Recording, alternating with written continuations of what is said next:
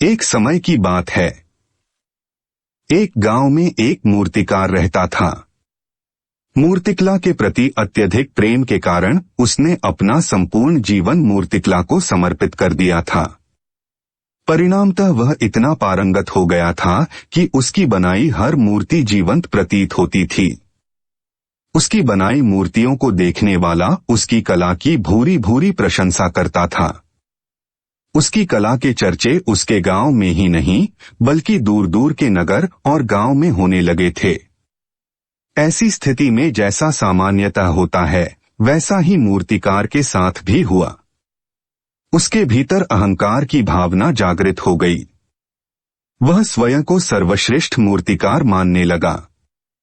उम्र बढ़ने के साथ जब उसका अंत समय निकट आने लगा तो वह मृत्यु से बचने की युक्ति सोचने लगा। वह किसी भी तरह स्वयं को यमदूत की दृष्टि से बचाना चाहता था ताकि वह उसके प्राण न हर सके। अंततः उससे एक युक्ति सूझ ही गई। उसने अपनी बेमिसाल मूर्तिकला का प्रदर्शन करते हुए 10 मूर्तियों का निर्माण किया। वे सभी मूर्तियां दिखने में हूबहू उसके समान थीं। निर्मित होने के पश्चात सभी मूर्तियां इतनी जीवंत प्रतीत होने लगी कि मूर्तियों और मूर्तिकार में कोई अंतर ही न रहा। मूर्तिकार उन मूर्तियों के मध्य जाकर बैठ गया। युक्तिनुसार यमदूत का उसे इन मूर्तियों के मध्य पहचान पाना असंभव था। उसकी युक्ति कारगर भी सिद्ध हुई। जब यमदूत उसके प्राण हरने आया तो 11 एक सरीकी मूर्तियों को देख चकित रह गया।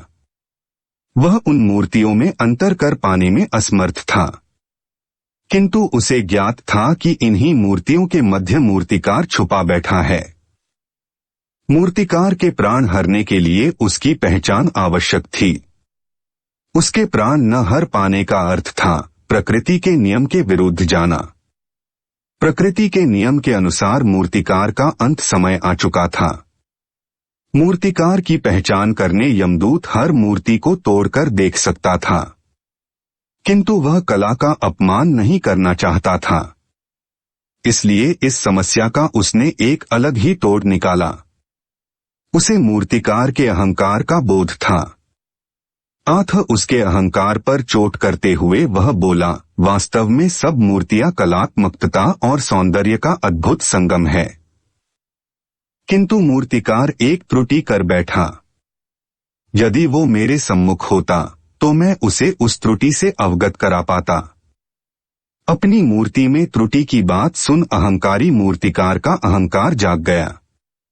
उससे रहा नहीं गया और झट से अपने स्थान से उठ बैठा और यमदूत से बोला, त्रुटि? असंभव। मेरी बनाई मूर्तियां सर्वदा त्रुटिहीन होती हैं। यमदूत की युक्ति काम कर चुकी थी।